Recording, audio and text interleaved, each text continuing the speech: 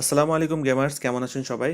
আপনারা আমার game dot shop ওয়েবসাইটে কীভাবে পেমেন্ট করবেন এটা নিয়ে চিন্তিত, বুঝতেছেন না অর্ডারটা কীভাবে প্লেস করব সঠিকভাবে। তারা আজকের ভিডিওটা দেখেন। তো আমরা কিন্তু চেক আউট পেজে চলে আসছি একটা অর্ডার করার জন্য। এখানে দুইটা বিষয় খেয়াল রাখতে হবে। একটা হচ্ছে বিলিং ডিটেলস।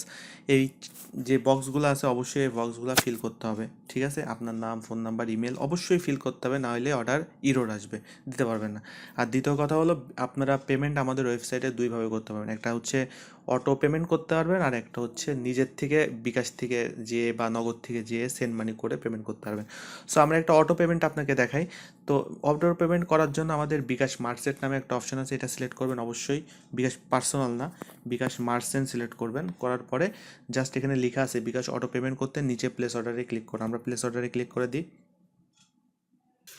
তো একটু লোডিং নিতে পারে। লোডিং নেওয়ার পরে এরকম একটা পেজ চলে আসবে। এখানে আপনারা যেই অ্যাকাউন্ট থেকে আমাদের নাম্বারে টাকা পাঠাইতে যাচ্ছেন সেই নাম্বারটা দিবেন। আমরা এই নাম্বার থেকে আমাদের সানমুন কম্পিউটারে 115 টাকা পাঠাবো, অর্থাৎ আমাদের ওয়েবসাইটের নাম্বারে। মানে চেক আউট পেজে যে কয় টাকা লেখা থাকবে সেই কয় টাকাই এখানে উঠবে, অতিরিক্ত টাকা কাটবে না। তো আমরা যে নাম্বার থেকে টাকা পাঠাবো সেই নাম্বারটা বসিয়ে দিলাম, দেওয়ার পরে কনফার্মে ক্লিক করব। তাহলে আমাদের এই নাম্বারে একটা কোড আসবে বিকাশ থেকে।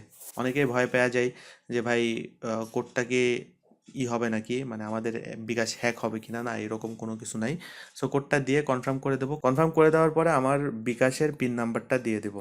দিয়ে কনফার্ম ক্লিক করলে অটোমেটিকলি 115 টাকা আমাদের বিকাশ থেকে কিন্তু কেটে নেবে। কেটে আমাদের ওয়েবসাইটে নাম্বারে চলে যাবে এবং আমাদের অর্ডারটা অটোমেটিকলি সাবমিট হয়ে যাবে। আপনারা স্ক্রিনে দেখতে পাচ্ছেন যে পেমেন্ট অফ 115 টাকা কেটছে। আর এই কাটার পরে আমাদের অটোমেটিকলি কিন্তু একটা অর্ডার হয়ে যাবে। দেখেন, অটোমেটিক অর্ডার হয়ে গেছে। আমাদের এখানে এক্সট্রাভাবে কোনো কিছু টাকা পয়সা পাঠানোর প্রয়োজন হয় নাই। অর্ডারটা কিন্তু ডান হয়ে গেছে, ঠিক আছে? এবং ওই অর্ডারটা আমরা খুব শীঘ্রই পেয়ে যাব। এটা গেল। আর আরেকটা অপশন হচ্ছে যে আমরা বিকাশ পার্সোনাল থেকে কীভাবে পাঠাবো, এটা অনেকে বুঝে না। সেক্ষেত্রে আমরা একটা ডায়মন্ড অর্ডার করে দেখাই। জাস্ট এখানে জাস্ট এটা এমনি যেহেতু দেখা দিতেছি, আপনারা আপনাদের সঠিক ইনফরমেশন দিয়ে বাইনারি ক্লিক করবেন, পরবর্তী পেজ চলে আসবে। এখানে এই নামগুলো ফিল করবেন, ঠিক আছে? এই নামগুলো অবশ্যই ফিল করে দিবেন, নাহলে কিন্তু অর্ডারটা হবে না। এবং আমি দেখাচ্ছি যে কী ইরর আসতে পারে। যেহেতু আমরা বিকাশ পার্সোনাল টাকা পাঠাবো, তো আমরা বিকাশ পার্সোনাল সিলেক্ট করলাম এবং এখানে একটা অ্যাকাউন্ট নাম্বার দেওয়া আছে। নাম্বারটা একটু চাপ দিয়ে ধরে রাখলে কপি বাটন আসবে, কপি করে নেব। এবং এখানে কি বলছে বাংলাতে সবই লেখা আছে। সেন্ড মানি করতে নিচের নাম্বার কপি করে সেন্ড মানি করে আপনার বিকাশ নাম্বার এবং ট্রানজ্যাকশন নাম্বার দিন। সো আমরা নিচের নাম্বারটা কপি করলাম। এখন আমরা বিকাশ পার্সোনাল নাম্বারে চলে যাব, অর্থাৎ আমাদের বিকাশ অ্যাপসে চলে যাব। অ্যাপসে আসার পরে সেন্ড মানিতে ক্লিক করব। এখানে ধরবো, নাম্বারটা দিব, দেন কত টাকা এখানে বলছে ওয়েবসাইটে যেমনটা দেওয়া আছে 85 টাকা। আমরা এখানে 85 টাকা লিখব। 85 লিখলাম। লেখার পরে নেক্সটে চলে যাব। যাওয়ার পরে এখানে আমাদের পিন নাম্বারটা দিয়ে দেব। দিয়ে ট্যাপ টু হোল্ড, আমাদের টাকা কিন্তু চলে গেছে। তো এখানে কিন্তু এটা ম্যানুয়ালি টাকা কিন্তু চলে গেছে, আমাদের অর্ডারটা কিন্তু এখনও হয় নাই। সেক্ষেত্রে আমরা ট্রানজ্যাকশন নাম্বারটা কপি করে নেব। নেওয়ার পরে এখানে বিকাশ ট্রানজ্যাকশন নাম্বারে এইটা বসায় দেব এবং আমরা যে নাম্বার থেকে টাকাটা পাঠাইছি সেই নাম্বারটাও এখানে বসায় দেব।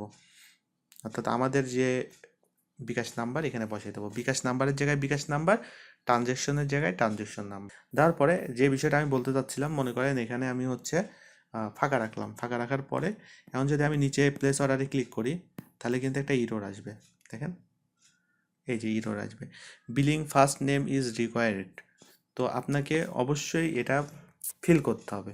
এখন যেটা দিয়ে ফিল করুন, ফিল থাকতে হবে। তো ফিল করলাম। ফিল করার পর এখন যদি প্লেস অর্ডারে ক্লিক করি, তাহলে দেখবেন অর্ডারটা প্লেস হয়ে যাবে।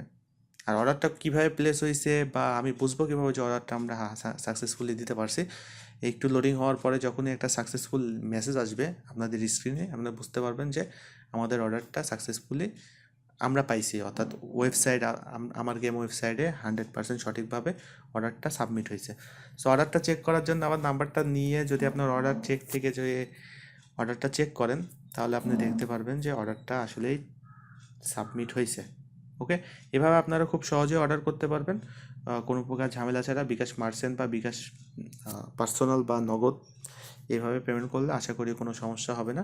আর বিলিং ডিটেলসটা একটু খেয়াল করবেন, তাহলে সমস্যা নেই।